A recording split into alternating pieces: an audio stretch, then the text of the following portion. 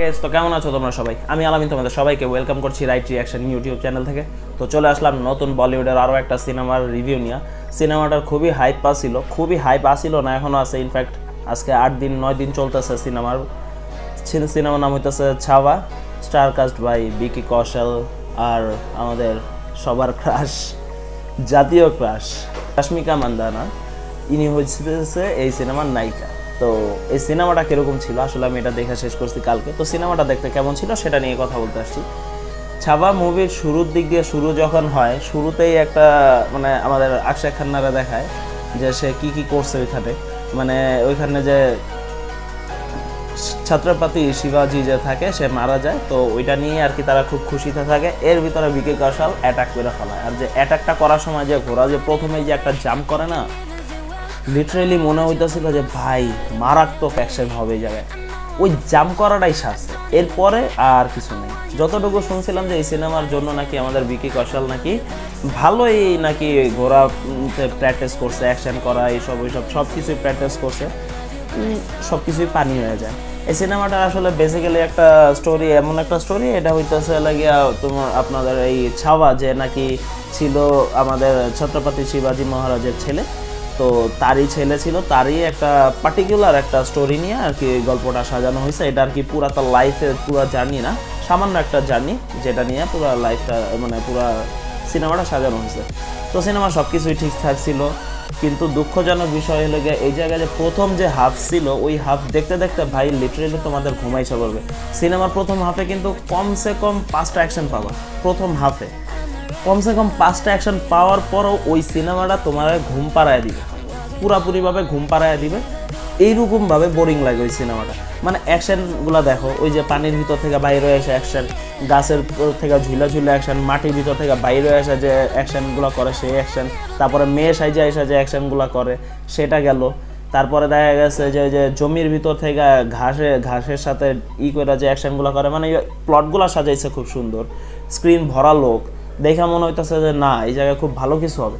কিন্তু যখনই ভাই অ্যাকশন শুরু করে না, ডাইল খিচুড়ি বেরা ফেলায় ভাই। তো আমার দেখা মনে হইলো কি যে এটার ওই ট্রেলারটা হইতেছে বিরিয়ানি আর মনে হয় মুভিটা হইতে যাইতেছে খিচুড়ি, এরকম মনে হইতেছিল। এরকম একটা ফিল দিতেছিল যে সিনেমা দেখতে দেখতে ঘুম আইসা পড়তেছে। আমার মনে হইতেছে যে আমি যে একটু ঘুমায় যাই, এই সিনেমাটা দেখতে মনে চাইতেছে না। ঠিক ওই টাইমে একটা টুইস্ট আইসা পড়ে আর সিনেমাটা তোমার একটা পিক টাইম ধরে। পুরা সিনেমার ডিউরেশন হইতেছে 2 ঘন্টা 40 মিনিট, 1 ঘন্টা 40 মিনিট পর্যন্ত তোমার ঘুমিয়ে আসবে। কিন্তু বাকি যে 1 ঘন্টা থাকে, যে আমরা প্রিয়তমা সিনেমা দেখছি না, যে লাস্ট আধা ঘন্টা একদম পুরা মানে নেশা উঠে দেয়, পুরো সিনেমার ভিতরে যে নেশাটা কাজ করে, মানে যে একটা ঘুম ভাব পায় পুরাটা উইরা যায় আর পুরো সিনেমাটার আকর্ষণ বাড়ায় দেয় ওই আধা ঘন্টা।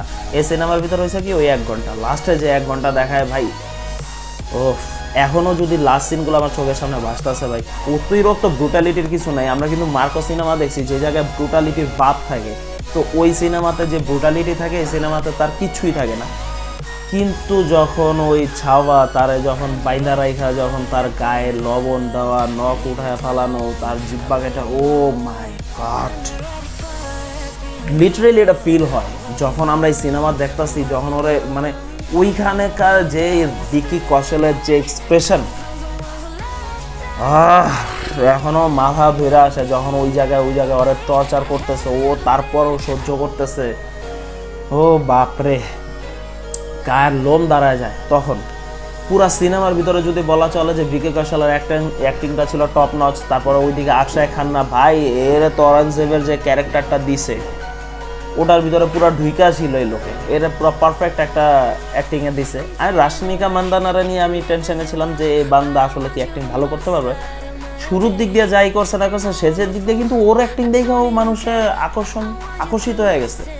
আর ভাই একটা জায়গা ছিল যেখানে নাকি বিকি কৌশলের টপকায় চলে গেছিল একজন অ্যাক্টর, এই হচ্ছে বিকি কৌশলের সাথে। এই যে এই সিনটাতে দেখো, এই যে অ্যাক্টরটা রয়েছে বিকি কৌশলের টপকায় চলে যাইতেছিল, মানে মনে হইতেছিল বিকি কৌশল আর শ্যাডোতে ঢেকে যাইতেছে, এরকম অ্যাক্টিং করছে এই জায়গায়। লিটারেলি ভাই গুজবাম্পস আসতেছিল ওই সিনগুলোতে, আমার কাছে খুবই ভালো লাগছে। লাস্টের 1 ঘন্টা, এখন যদি বলা চলে যে এই সিনেমার রেটিং দেওয়ার কথা, তাহলে আমি বলবো ওই লাস্টের 1 ঘন্টার জন্য এই সিনেমা পাইতে পারে 5/4, ওই 1 ঘন্টার জন্য। আদারওয়াইজ যদি ওই 1 ঘন্টাও যদি খারাপ যেত ভাই, এই সিনেমার রেটিং আমি 2 দিতাম। কিন্তু ওই 1 ঘন্টার জন্য এই সিনেমার রেটিং এতটা বাইরে যেতে পারে, এত ভালো কাজ করছে ওই 1 ঘন্টা।